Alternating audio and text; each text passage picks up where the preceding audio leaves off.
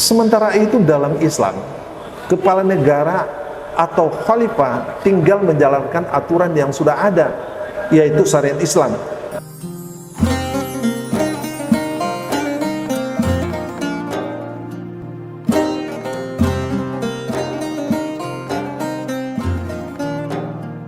Assalamualaikum warahmatullahi wabarakatuh. Innal hamdalillah nahmaduhu wa nasta'inuhu wa nastaghfiruh wa na'udzu billahi min shururi anfusina wa min sayyiati a'malina. May yahdihillahu fala mudilla lahu wa may yudlil fala hadiya lahu. Wa asyhadu an la ilaha illallah wahdahu la syarika lahu syahadatan man huwa khairum maqama wa ahsanu nadiya. Wa asyhadu anna Muhammadan abduhu wa rasuluh al-muttasifu bil makarim kibarus sawiyah.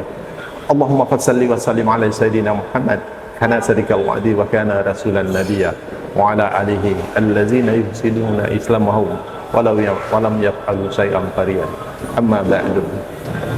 Baik sahabat PC yang dimuliakan Allah, pertama-tama marilah kita mengucapkan puji dan syukur kehadirat Allah Subhanahu wa taala, di mana kita telah berikan rahmat, nikmat dan karunia-Nya yang tiada-tara atas kita makhluk alam semesta, sehingga sampai hari ini kita masih bisa melakukan aktivitas seperti biasa, ya.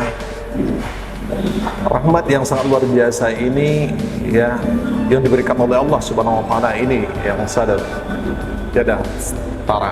Salawat dan salam semoga senantiasa Allah curahkan kepada junjungan alam, yakni Rasulullah SAW, ya, dengan mengucapkan Allahumma salli ala sayyidina Muhammad wa ala ali sayyidina Muhammad.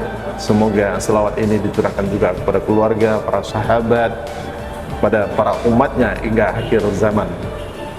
Baik sahabat PC yang dimuliakan Allah, pada kali ini kita akan menyampaikan, ya, buletin Kafa edisi 292 dengan topik perubahan hakiki hanya dengan Islam. Pemilu baru akan berlangsung tahun depan, namun demikian euforianya semakin terasa saat ini. Parpol dan elit politik mulai melakukan beragam manuver politiknya, bernegosiasi dan mensosialisasikan capres mereka masing-masing. Berbagai survei oleh sejumlah lembaga survei dilakukan, di antaranya untuk membangun opini seputar para capres tersebut. Suasana kompetisi pemilu juga terasa kuat di tengah masyarakat. Posko-posko relawan didirikan, berbagai agenda konsolidasi dilakukan, sosialisasi para capres digelar di berbagai daerah. Antusiasme tinggi juga tampak di tengah-tengah umat muslim. Mereka berharap besar akan ada perubahan melalui pemilu tahun depan.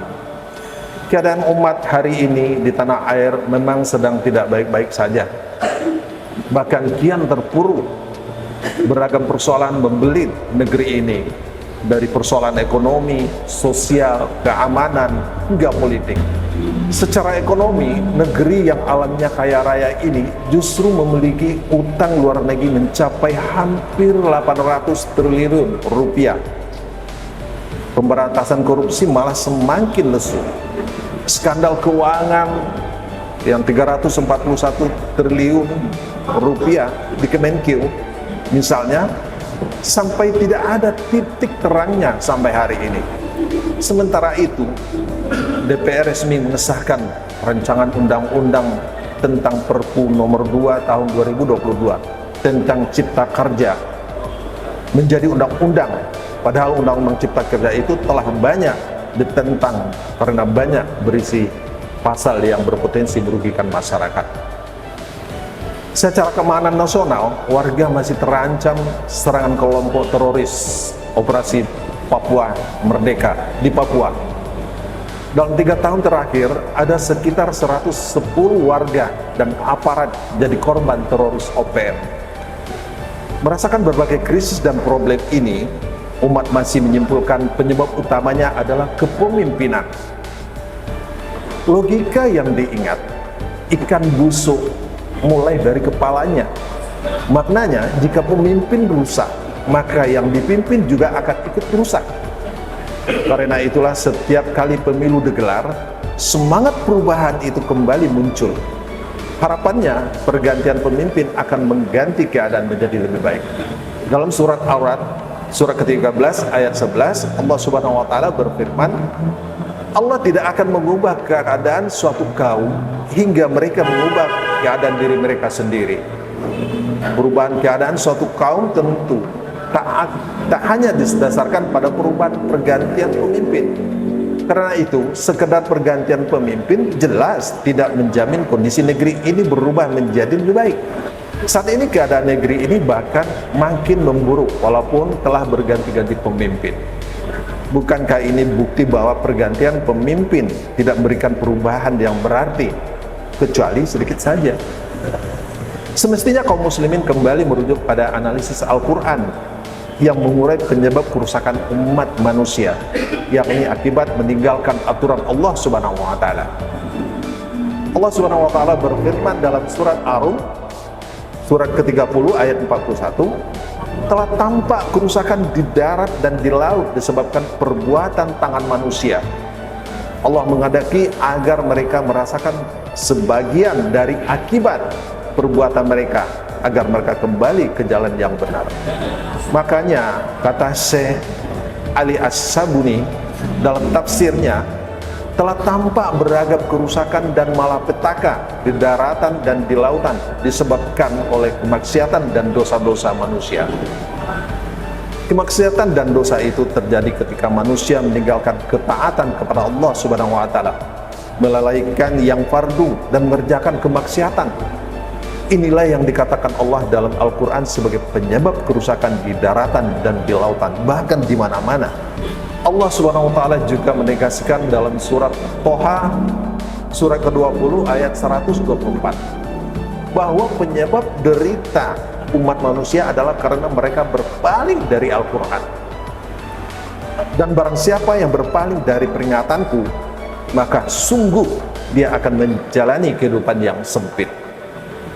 Imam Ibnu Katsir menjelaskan makna dari frasa berpaling dari pengingatanku adalah menyelisihi perintahku dan apa saja yang telah aku turunkan kepada Rasulku, yakni Al-Quran. Berpaling dari Al-Quran, lalu melupakannya dan malah mengambil selain Al-Quran sebagai petunjuk. Setiap muslim harusnya meyakini bahwa Al-Quran adalah satu-satunya petunjuk dalam kehidupan. Allah Subhanahu wa taala telah menunjukkan kepada kita bahwa akar persoalan umat hari ini adalah karena mereka mencampakkan syariat yang kafah dan malah mengambil aturan kehidupan yang lain seperti sekularisme, demokrasi di negeri ini. Dengan berpegang teguh pada petunjuk Al-Quran, bisa dipastikan bahwa siapapun yang berkuasa, jika tetap mengabaikan aturan-aturan Allah, tidak akan pernah bisa menghilangkan berbagai kerusakan atau fasad di segenap penjuru negeri. Berbagai kerusakan hanya mungkin diperbaiki saat pemimpin kaum muslim menerapkan Islam secara total. Inilah perubahan hakiki yang mestinya jadi program setiap pribadi, kelompok, dan parpol Islam. Bukan sekadar mengusung calon pemimpin muslim, tetapi juga sekaligus mendorong pemimpin muslim menerapkan syariat Islam secara kafah dalam seluruh aspek kehidupan. Bukan saja memilih siapa yang akan jadi pemimpin, tapi juga menentukan sistem kehidupan apa yang akan diterapkan, Islam atau selain Islam. Benar, umat hari ini masih menyembah Allah Subhanahu wa taala. Namun demikian, dalam kehidupan sosial, ekonomi, politik, dan bernegara justru menolak diatur oleh Allah Subhanahu wa taala dengan syariatnya. Padahal begitu jelas Allah Subhanahu wa taala memerintahkan umat untuk berhukum hanya dengan syariatnya. Allah Subhanahu wa taala berfirman dalam surat Al-Maidah, surat kelima ayat 48, karena itu hukumilah mereka menurut hukum yang Allah turunkan dan janganlah kamu mengikuti hawa nafsu mereka dengan meninggalkan kebenaran yang telah datang pada dirimu. Allah Subhanahu wa taala juga telah mengingatkan kita bahwa mengabaikan penerapan syariatnya berkonsekuensi fasik, zalim, bahkan kafir. jika secara iktikadi atau keyakinan menolak syariatnya. Kita bisa melihat di surat Al-Maidah, surat ke-5, surat 44, surat 45, dan surat ke-47. Janganlah menolak hukum-hukum Allah. Menolak satu huruf saja dari Al-Quran dapat membatalkan keimanan.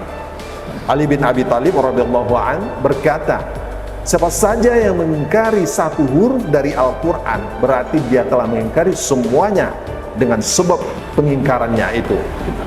Dalam kitab Ibnu Qudamah, judulnya Munazarah fil Quran, halaman 33. Kaum muslim juga masih menyatakan bahwa sumber hukum mereka adalah Al-Quran dan As-Sunnah. Namun faktanya mereka membiarkan akal dan hawa nafsu menjadi sumber atau sandaran dalam penyusunan undang-undang yang mengatur negeri ini.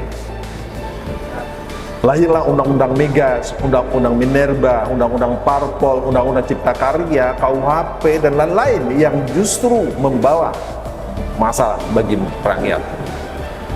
Begitulah sekularisme dan sistem demokrasi yang telah membuat kaum muslim memisahkan keyakinan dari amal, memisahkan ibadah mahdoh dari amal-amal soleh lainnya, menyembah Allah tetapi menjadikan manusia sebagai penentu halal dan haram.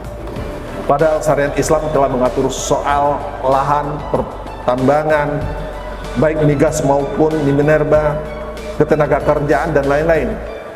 Syariat pun telah mengatur pidana baik berupa hudud maupun jinayat dan ta'zir. Syariat Islam atau hukum-hukum Allah SWT jelas merupakan hukum terbaik yang mampu menyelesaikan berbagai persoalan manusia. Dalam surat Al-Maidah, surat ke-5 ayat 50, Allah SWT berfirman, apakah hukum jahiliyah yang mereka kehendaki? Hukum siapakah yang lebih baik daripada hukum Allah bagi mereka, bagi orang-orang yang meyakini agamanya? Lagi pula demokrasi telah memperdaya umat, menyatakan kedaulatan di tangan rakyat. Realitanya hitam putihnya di negeri ini ditentukan oleh segelintir wakil parpol yang duduk di parlemen. Mereka kerap membuat undang-undang yang malah menyengsarakan rakyat yang telah memilih mereka. Para anggota dewan itu lebih tunduk kepada pemimpin parpol ketimbang rakyat. Juga lebih melayani pemilik modal asing dan lokal. Mantan Menteri Perekonomian Rizal Ramli pernah mengatakan bahwa ada 25 undang-undang yang merupakan pesanan dan disponsori asing, seperti undang-undang migas yang dibiayai oleh United States Agency of International Development. Sementara itu dalam Islam, kepala negara atau khalifah tinggal menjalankan aturan yang sudah ada, yaitu syariat Islam. Tidak ada hak sedikit pun penguasa ataupun wakil rakyat, apalagi oligarki asing maupun lokal, untuk mengotak-atik hukum-hukum Allah. Dengan demikian sistem Islam bebas dari intervensi siapapun, karena selalu berpatokan pada dalil Al-Quran dan As-Sunnah. APBN dalam negara khilafah juga telah jelas pos pendapatan dan pengeluarannya sesuai tuntunan syariah. Karena itu APBN syariah ini bebas dari permainan anggaran, intervensi bara cukong, dan mafia yang memakan uang rakyat. Penguasa tinggal menjalankan APBN itu sesuai syariat, sehingga memberikan keberkahan dan manfaat bagi umat. Sebenarnya telah jelas akar persoalan negeri ini bagi kaum muslimin, yakni karena mereka berpaling dari syariat Islam. Pertanyaannya, maukah kita memutuskan agar persoalan yang telah menyengsarakan rakyat di negeri ini? Atau kita tetap akan terus berputar-putar dalam lingkaran setan persoalan dengan mencari solusi di luar Islam? Sekedar memilih pemimpin yang lagi-lagi enggan menerapkan syariat Islam? Janganlah umat ini seperti si pandir yang kehilangan uang di tempat gelap, lalu dia mencari uang itu di tempat yang terang. Tentu umat ini tidak akan pernah menemukan jawaban atas permasalahan mereka. Ya, demikian ya Buletin Kafah edisi 292 hari ini. Sampai Semoga apa yang kita sampaikan bermanfaat buat saya dan juga buat kita semua untuk Islam, untuk manusia. Semoga kita sadar. Baik, hanya itu saya ucapkan wassalamualaikum warahmatullahi wabarakatuh.